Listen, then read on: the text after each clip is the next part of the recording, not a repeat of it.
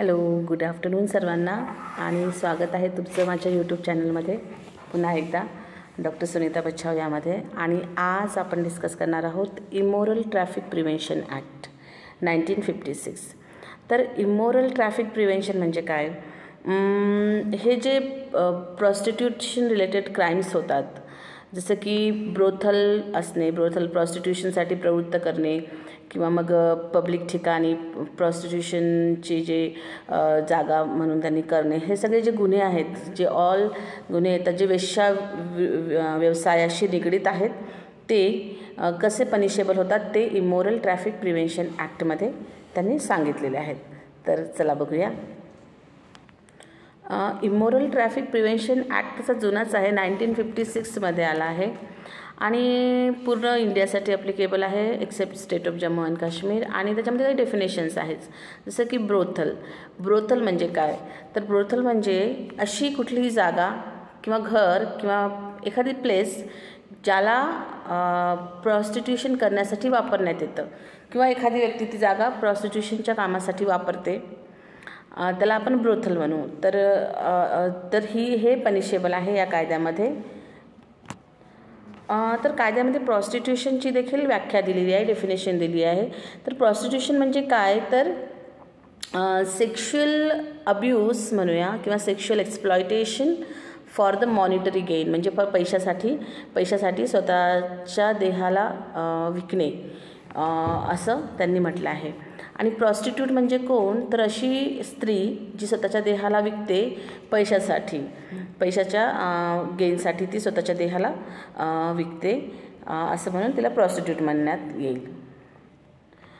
तर सेक्शन 3 जे आहे ते सांगतं की कीपिंग ब्रोथल कसं पनिशेबल आहे. म्हणजे कीपिंग एखादी जागा, ब्रोथल म्हणजे एखादी जागा, एखादी प्लेस हे प्रॉस्टिट्यूशन रिलेटेड वर्क किंवा प्रॉस्टिट्यूशनच्या कामासाठी जर कोणी देत असेल, किंवा त्याला असिस्ट करत असेल, किंवा ती जागा मेंटेन करत असेल, दुरूनसुद्धा मेंटेन करत असेल त्या कामासाठी, तर हे पनिशेबल आहे. म्हणजे समजा माझी स्वतःची जागा आहे, कुठेतरी घर आहे आणि मी ते प्रॉस्टिट्यूशनच्या कामासाठी वापरते, तर ते ब्रोथल असं ठरवण्यात येईल. आणि पनिशमेंट आहे 1 वर्ष. आणि जर रिपीटेड क्राईम होत असेल तर एक्सटेंडेड पनिशमेंट आहे 3 वर्ष. आणि फाईनसुद्धा लागतो, 2000 रुपीज फाईन हा असतो. सेक्शन 4 हे सांगते की तुम्हाला पनिशमेंट मिळेल यासाठी की तुम्ही जे प्रॉस्टिट्यूशनचा जो धंदा आहे, या धंद्यावर जर तुम्ही आपला उदरनिर्वाह करत असाल तर कुणीही व्यक्ती, जसं तुम्ही बघताय काही माणसं असतात, त्यांना तुम्ही एजंट किंवा मग ते असं ते त्यांचं वेगवेगळी नावं असतात या प्रोफेशनमध्ये. तर ते लोक हे जे बायका असतात जे प्रॉस्टिट्यूशनचा व्यवसाय करतात, त्यांच्या पैशावर ते जगतात. तर हे असे लोक यांनी असं करू नये. आणि हे पनिशेबल आहे. 1 वर्षापर्यंत शिक्षा मिळेल. ही शिक्षा वाढून 3 वर्षापर्यंत किंवा 2 वर्षापर्यंत वाढू शकते. फाईनसुद्धा लागतो. प्रॉस्टिट्यूशनच्या जे इन्कम येतं, प्रॉस्टिट्यूशनची जी अर्निंग आहे, त्या अर्निंगवर जर कोणी राहत असेल तर ते त्या अर्निंगवर जो कोणी डिपेंड राहत असेल तर ते पनिशेबल आहे.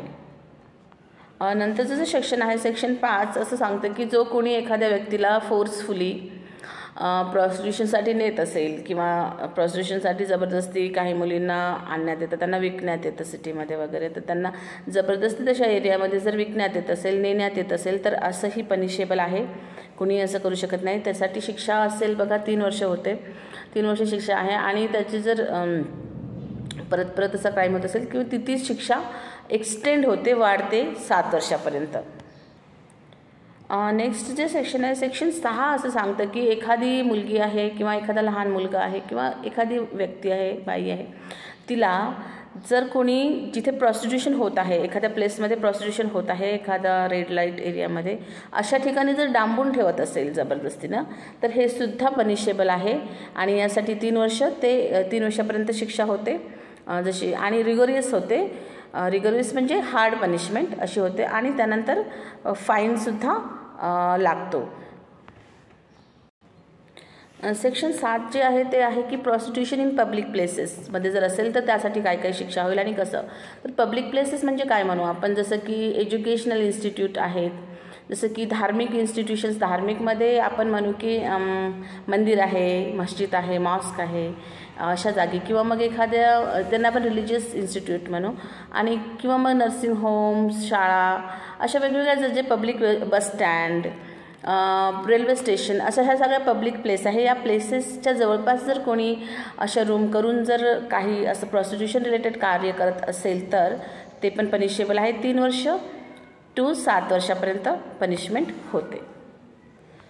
म्हणजे जी कोणी व्यक्ती पब्लिक प्लेसमध्ये जर प्रॉस्टिट्यूशन चालवत असेल तर त्याला शिक्षा म्हणजे 7 वर्ष किंवा 10 वर्षापर्यंत किंवा लाईफ इम्प्रिझनमेंटसुद्धा होते, जर नियर बाय पब्लिक प्लेसेस असा उद्योग करत असेल तर. आता या सगळ्या शिक्षा ज्या आहेत त्या आपण बघतोय की जे ब्रोथल ठेवणे असं तसं, पण काय पनिशमेंट आहे? जी बाई जी वुमन हे सगळं करते, ह्या प्रॉस्टिट्यूट असं हे सगळं, त्यांना काही पनिशमेंट आहे का? तर सेक्शन 8मध्ये आहे की बघा, एखादी बाई असेल ती तिच्या घराच्या बाल्कनीमध्ये बसून वगैरे जर विचित्र इशारे करत असेल, किंवा मग ह्या आपण रेड लाईट एरियामध्ये ज्या बायका असतात त्या कुणाला सेड्यूस करत असतील, अट्रॅक्ट करत असतील एखाद्या जाता येता कुणाला तरी, आणि त्यांना असं अट्रॅक्ट करून जर शारीरिक संबंध बनवण्यासाठी म्हणत असतील आणि पैसे मागत असतील तर अशा बायकांनासुद्धा पनिशमेंट आहे. पनिशमेंट 6 महिने आणि फाईन 500 रुपये लागतो. रिपीटेड क्राईम असेल तर पनिशमेंट पण वाढत जाईल आणि फाईनसुद्धा वाढत जातो. सेक्शन 9 हे सांगतं की समजा एखादी व्यक्ती कस्टडीमध्ये आहे, पोलीस कस्टडी असो, कुठलीही कस्टडी असो, ती व्यक्ती कस्टडीमध्ये आहे आणि अशा कस्टडीमध्ये असलेल्या व्यक्तीला जर प्रॉस्टिट्यूशन करण्यासाठी जर फोर्स करण्यात येत असेल तर हे सुद्धा पनिशेबल आहे. 7 वर्षापासून ते लाईफ इम्प्रिझनमेंटपर्यंत पनिशमेंट यामध्ये आहे. सेक्शन 13 हे स्पेशल पोलीस ऑफिसरबद्दल बोलतं. म्हणजे बघा, स्पेशल पोलीस ऑफिसर अपॉइंट केले पाहिजे या कायद्याअंतर्गतच्या या कायद्याअंतर्गत ज्या काही केसेस येतात, म्हणजे प्रॉस्टिट्यूशन रिलेटेड जे क्राईम्स येतात त्यासाठी स्पेशल पोलीस ऑफिसर अपॉइंट केले जातात. पण हे स्पेशल पोलीस ऑफिसर म्हणजे कोण? जे इन्स्पेक्टर जनरलच्या तोडीचे असले पाहिजे आणि रिटायर पोलीस ऑफिसरही चालू शकतात, आणि असे ऑफिसर या कायद्याअंतर्गत स्टेट गव्हर्नमेंट अपॉइंट करतं. सो सेक्शन 14 जे आहे ते म्हणते की या कायद्याखाली जे काही म्हणजे या कायद्याखाली जे काही गुन्हे होतात किंवा या प्रॉस्टिट्यूशन रिलेटेड जे काही क्राईम असतात ते कॉग्निजेबल मानायला पाहिजेत. सर्च विदाऊट वॉरंट पण असायला पाहिजेत. सर्च विदाऊट वॉरंट म्हणजे वॉरंटची गरज नाही आहे. जर पोलिसांना खरंच वाटते की ते प्रॉस्टिट्यूशन चालतं काय तर ते सर्च करू शकतात, तो एरिया, ते एव्हिडन्स तपासू शकतात. आणि कॉग्निजेबल म्हणजे नॉन बेलेबल, कॉग्निजेबल म्हणजे जे गुन्हे असतात ते गुन्हे खूप सिरियसली मानण्यात येतात. तर कॉग्निजेबल आणि सर्च विदाऊट वॉरंट इथे सेक्शन 14 सांगते आपल्याला. तर इमोरल ट्रॅफिक प्रिव्हेन्शन ॲक्टमध्ये सेक्शन जे 21 आहे ते प्रोटेक्टिव्ह होम्सबद्दल बोलतं. म्हणजे समजा एखाद्या मुलीची किंवा बायकांची सुटका करण्यात आली आहे ब्रोथेलमधून किंवा प्रॉस्टिट्यूशन रेड लाईट एरियामधून, तर त्यांना ह्या प्रोटेक्टिव्ह होम्समध्ये ठेवता येईल. पण हे प्रोटेक्टिव्ह होम कोणीही नाही ओपन करू शकत, कसंही नाही. स्टेट गव्हर्नमेंट जे आहे त्यांच्याकडून लायसन्स घेऊन व्यवस्थित ओपन करण्यासाठी सुद्धा लायसन्स आहे, प्रोसिजर आहे. गव्हर्नमेंट ते काहीच व्यक्तींना ते प्रोटेक्टिव्ह होम्स ओपन करण्याची परमिशन देतं.